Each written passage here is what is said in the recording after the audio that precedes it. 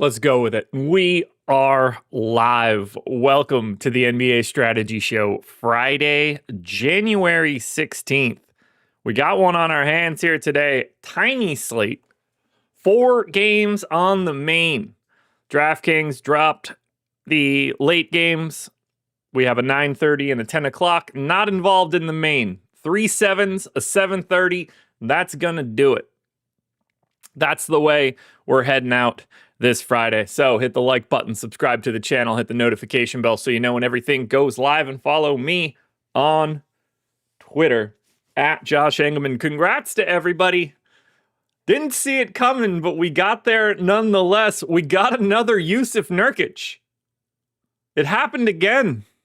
You guys got the goods 2 days in a row. Nurk did not play. Gotta love it. I hope you guys were able to benefit. Don't be mad about it. Be happy. You should want everybody to keep doing this. That's the way to make some moolah. Fun times, these NBA streets. We are going to be in for a mess over the next couple months. I cannot wait. Cannot wait. So we got Bulls Nets tonight at 7. Yuck. We've got Pels Pacers at 7. Yuck.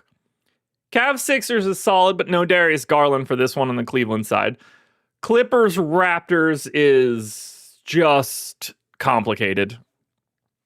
Minnesota Houston would have been an exceptional game, but still no Anthony Edwards for that one. And Wizards Kings is the 10 o'clock tip tonight. Maybe Domantas Sabonis is back. This is a tough day of basketball, folks. I got to be honest.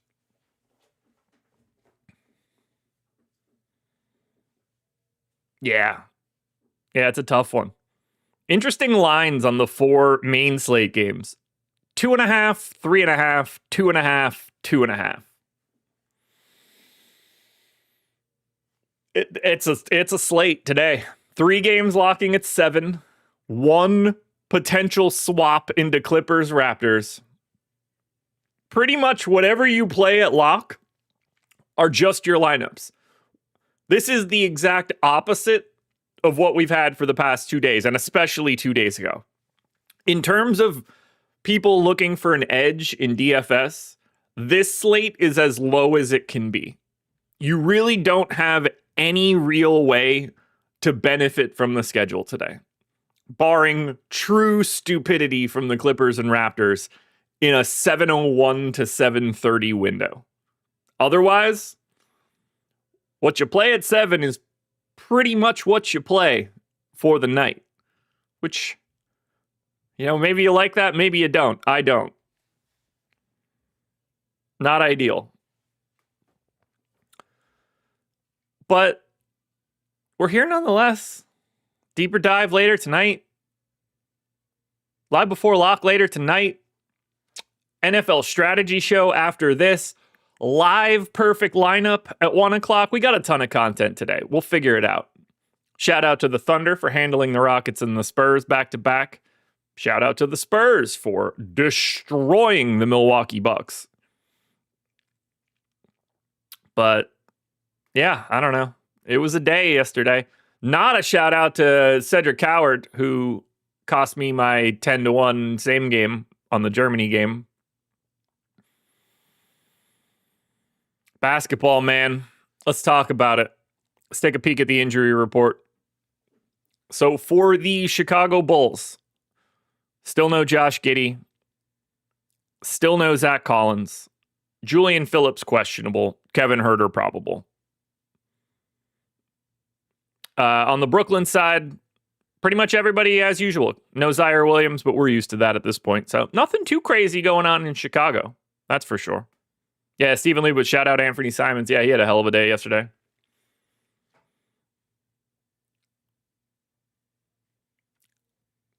Doc, I've been right the whole time. I'm happy you finally got on the right side of this one. Also, you're overreacting to Sabonis' PRA. He's not playing the full minutes, hence the fact that it's 25. He's not just bad now and you agree. He's projected to play 10 less minutes than he typically does. Pelicans, Pacers. Pacers 3.5-point favorites, 239 total. No Alvarado, no Herb Jones for the Pels. No Benedict Mathurin for the Pacers. Otherwise, they don't have any injury news. So let me be clear here. For the first game of the night, the only thing that we're waiting on right now is Julian Phillips, which doesn't matter. For the second game of the night, we're not waiting on a single piece of injury news right now. For the third game of the night, the Cleveland Cavaliers and the Philadelphia 76ers, we already know Darius Garland, Dean Wade, Sam Merrill, all out. The only thing that we're waiting on in Philly right now is a Q tag on Dominic Barlow. Okay. And then we get to the 7:30 start. Clippers, Raptors, 2.5-point line, 215 total. Just for the reference sake, that is 10 points lower than Chicago and Brooklyn, close to 20 on Cleveland and Philly, and almost 25 points lower than the Pelicans and the Pacers. So the worst game of the night, from a DFS perspective, if everybody's in, is the only game you can swap to. However, Ivica Zubac's questionable. John Collins, questionable. Kawhi Leonard, questionable. Emmanuel Quickley, questionable. Sandro Mamukelashvili, questionable. The only place that we have anything worth waiting for is the one game we can swap to at 7:30. With 5 Q tags that matter. Zoo, Collins, Leonard, Quickley, Mamu.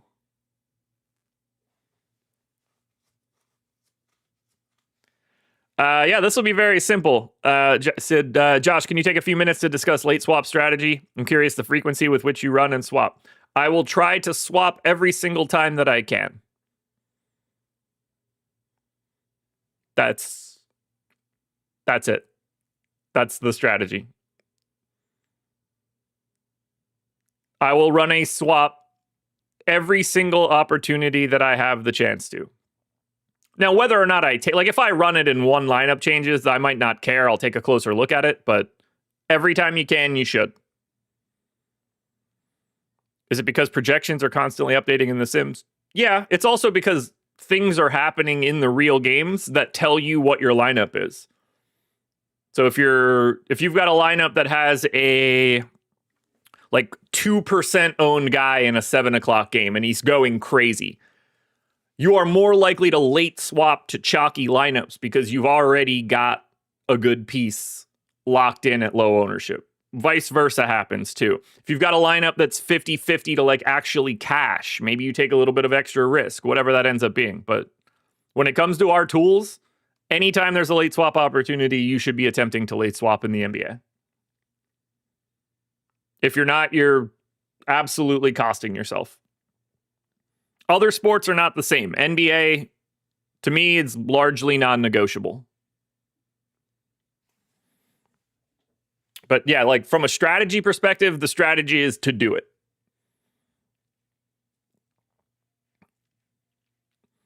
Am I going to speak on the late slate for DraftKings? I don't even want to speak on the main slate for DraftKings today. No Anthony Edwards for the Wolves. We don't have a Rockets injury report. We don't know the status of Tari Eason, Dorian Finney-Smith, other guys potentially sitting on the back-to-back. So that becomes kind of impossible. Sabonis is questionable for the Kings right now. That will matter. Keegan Murray still out. Koulibaly out. Whitmore out for the year. Middleton out. Trae Young out. Even if I wanted to talk about these late games, hard to say anything not knowing what's going on with the Rockets and whether or not Domantas Sabonis plays. This whole slate comes down to what happens in the Clippers and the Raptors. Like, as it stands right now, nothing's going to change for these first 3 games without, like, news we don't have right now.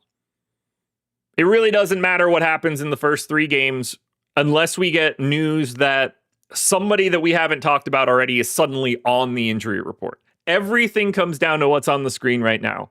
Zubats, Collins, Leonard, quickly Mamu dictates everything. It dictates the lineups you build, the entire structure.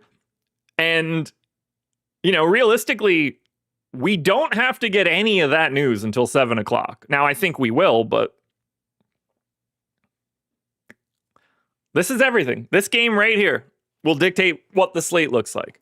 It'll dictate the value. It'll dictate how popular the guys are in games before it. It's all right here. And it's all unknown. That's the real big, there's nothing I can do to explain today's slate when there's 200 minutes questionable in the only game you can swap out of. It's a mess. It's an absolute mess. Right now, Andrew Nembhard, Pascal Siakam, and Aaron Nesmith are all mid-30s in ownership. But look how flat it is. Everything you see on the screen, it's like a 10% ownership range. And it's as flat as it gets. Because today we have pay-ups like $9,800 James Harden. Well, $9,800 James Harden is going to look very different depending on the status of Ivica Zubats, Kawhi Leonard, and John Collins. Tyrese Maxey at 9,700 looks interesting. So does Donovan Mitchell with no Darius Garland, but at the same time, those two guys are basically appropriately priced, and they look identical. Projection within a half point, salary within $100. The only difference here is point guard or shooting guard, but I have a tough time separating those dudes. How limited is Kawhi? 9,500 for him feels tough, but at the same time, on a 4-gamer, it's more in play than it typically is, and it's at a position that's typically a little bit more harder to fill. Embiid's 20% owned. MPJ is 20% owned. Relatively light on Scotty Barnes, but what if Emmanuel Quickley's out again? Scotty Barnes just smashed with Quickley out. Okay. And then you get down into this 7 and 8K range, and it is pure death. Everybody's 10 to 20% owned. Look at the boom rates. 30, 25, 30, 25, 25, 25, 28, 30, 20. It's legitimately probably the hardest slate of the year.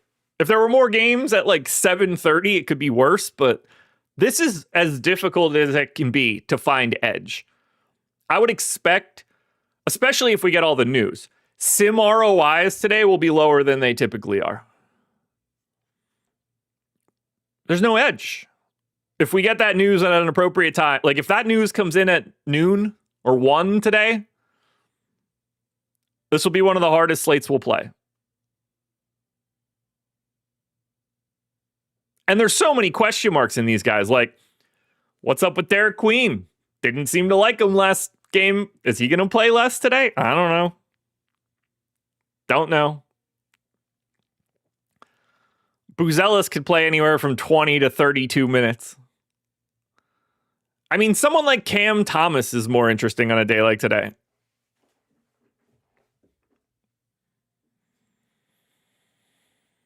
But, I mean, this is the highest point per dollar play right now is 5.3x Jamal Shed. There's essentially no value. When the highest value play is a 5.35x option, that's not good. At all. And that could look a lot worse.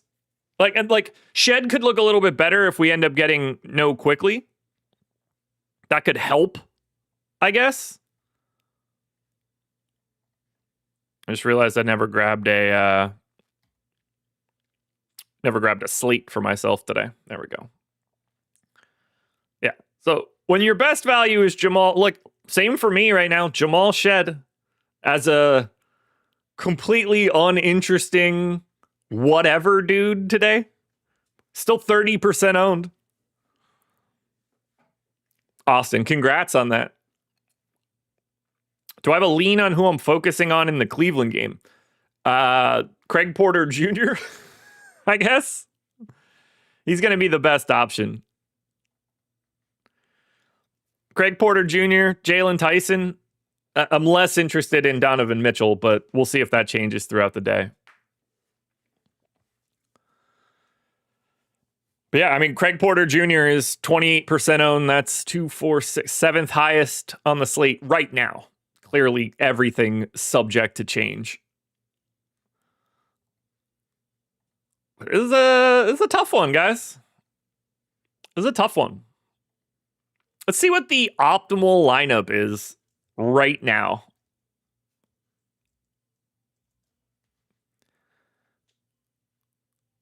Optimal on DraftKings to start the day. Holy shit. Andrew Nembhard, Brandon Ingram, Drake Powell, Derek Queen, Claxton, Shed, Huff, Siakam. Listen to the ownership here. 35, 25, 22, 22, 29, 30, 29, 34. What a silly ass lineup. Most expensive guy in that lineup is Siakam at 8,700. I mean, Drake Powell is there. That should tell you everything you need to know about today. Let's see. What does my contenders look like? Nembhard, Shed, Neesmith. I mean, look it out. 24, 24, 23, 23, 22, 22, 21, 20, 21, 21.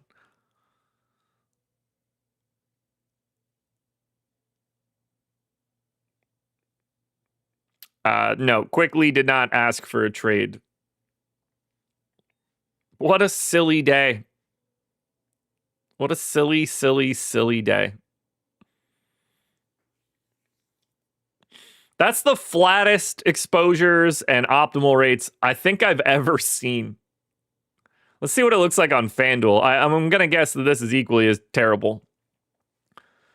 Andrew Nembhard, Craig Porter Jr., Donovan Mitchell, Jamal Shed, Neesmith, DeAndre Hunter, Pascal Siakam, Jared Allen, Joel Embiid. I like that lineup quite a bit more than I like the DraftKings version.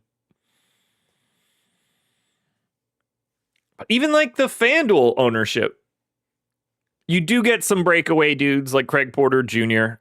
The indie guys are quite popular on the FanDuel side as well, but it's still really, really flat. I thought we would have way more news today than we do, and we just don't. It only exists in LA and Toronto.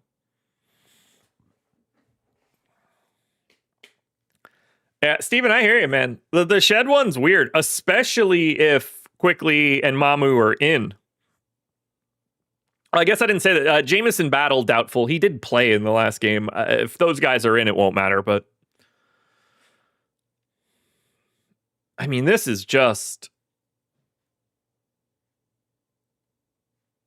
like, part of me wishes it locked right now because I want to play it. Like, anticipation's not going to make this more fun. But 215 total in the Clippers Raptors game. And we got to look at that game like it's a prize. It's one of the worst prizes possible. I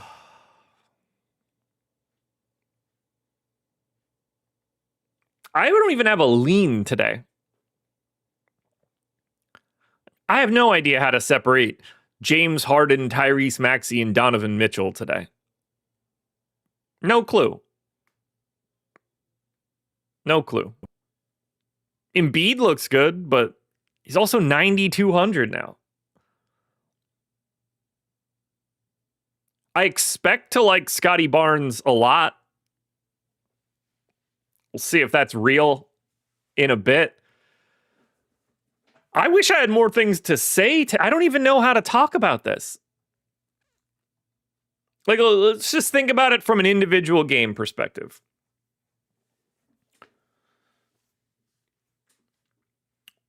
Bulls, Nets.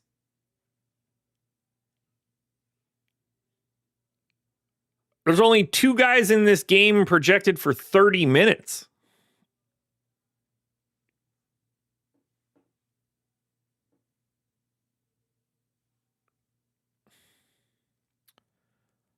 MPJ is someone that I will likely have a bit more of given the matchup. But as I look at this game, there's not a single name that jumps out to me. Maybe the Igor Demon. Maybe.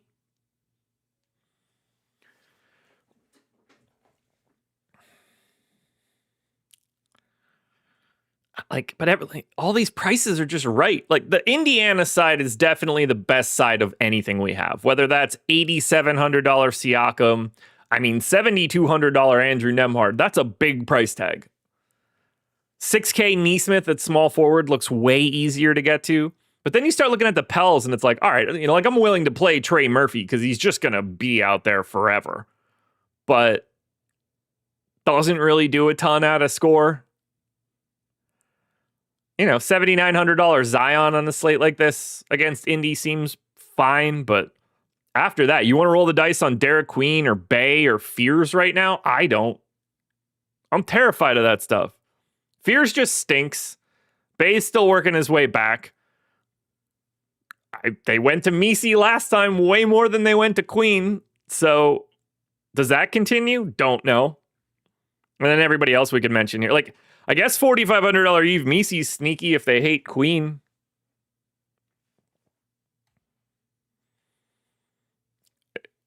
I mean, Cleveland and Philly, like, you know what names you want to click on, whether that's Maxey, Mitchell, Embiid, Mobley, Jared Allen to me. I mean, Quentin Grimes is done. He's playing low 20s minutes right now. No, Garland is going to get some value out of like Lonzo. Lonzo Ball is still 4K. He's been out of the rotation for 2 weeks. Still 4K. So we don't even get any real benefit there. Naquan Tomlin plays all the time and is priced lower than Lonzo Ball.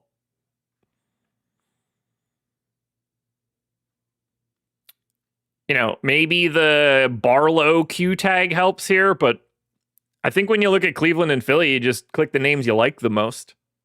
And then there's the top of Clippers and Raptors. Q, Q, Q, Q, Q. It's what do you do with that? You don't plan for it, that's for sure. Like, I like Harden more than I like Kawhi. That shouldn't be all that controversial. I think figuring out if you like Barnes, Ingram, or both will be an interesting question. But look at the value. So I have these guys in, obviously. Look at the value scores that I have for Barnes, Ingram, and Quickly. 5.10, 5.10, and Quickly leading the charge at 5.11. I have these three guys, teammates no less, separated in value by 0.01. What the hell do you do with that? How do you separate how do you separate three guys that are identical? It's all position. You get one at point guard, you get one at shooting guard, you get one at power forward, but you don't give a shit which Raptor you get. They're all the same dude.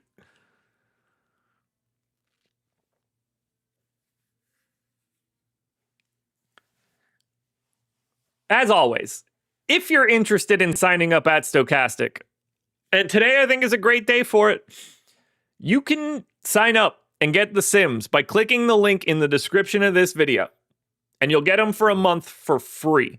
If you've never signed up through one of our partners before, either a pick'em site or a sports book. There's some instructions on the top of the page. They're very simple. You make your qualified deposit at the sports book, you take a screenshot of something, you email us. It's all written at the top. It's very easy.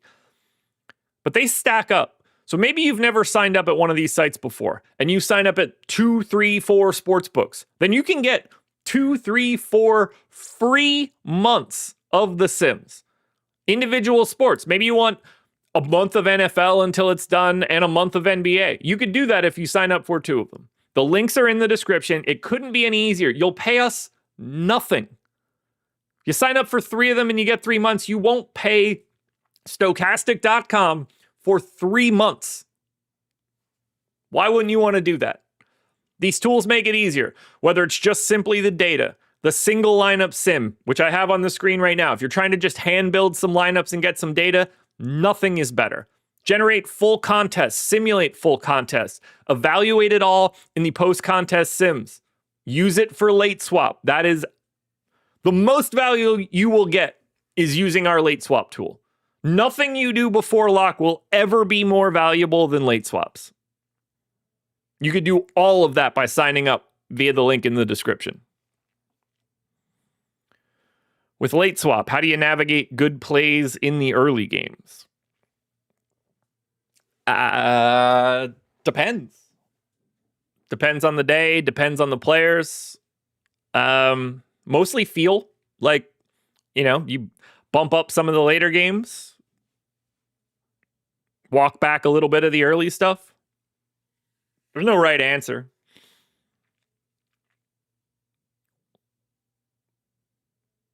I tend to be more okay with the extremes in those situations.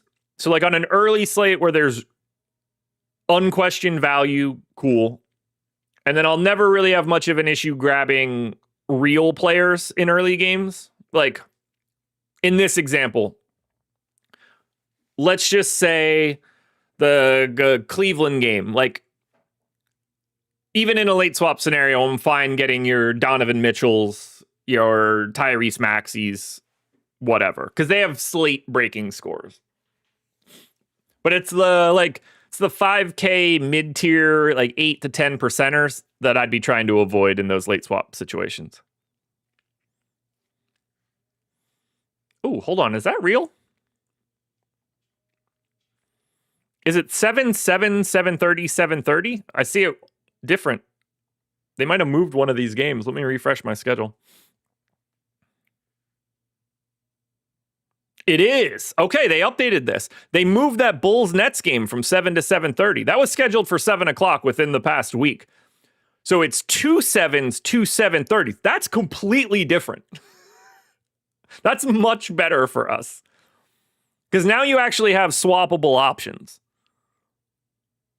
Interesting. That was originally scheduled for 7. Like I refresh the schedule every week. As of a week ago, that game was scheduled for 7 o'clock. I wonder when it moved. Okay, so that opens up a little bit more late swap opportunities. Because now the Bulls and Nets lock at 7:30 in my mind. Now you got a double lock. Okay, the slate got a lot better. The slate got much, much, much better. I don't know what else to show you guys today. Truly. Because without the news, nothing matters. And it's too much news. So let me hit you guys with the reminder of the schedule for today. Let's see what Greg's got here for me. All right. NFL Strategy Show. Coming up at 10 o'clock. Tournament Strategy, Laffy and Greg. You will get myself and DK on the deeper dive at 5. You'll get Greg and Spags for live before lock. And then the big one, 1 p.m. Eastern time. Myself, Dave Loughran, live perfect lineup. We're going to build out a couple versions that Laffy provides. And then we're going to build out some lineups for you guys as well. So if you want to check that out, that's going to be at 1 o'clock. Embiid on a minutes restriction. No, hasn't been on a minutes restriction in months.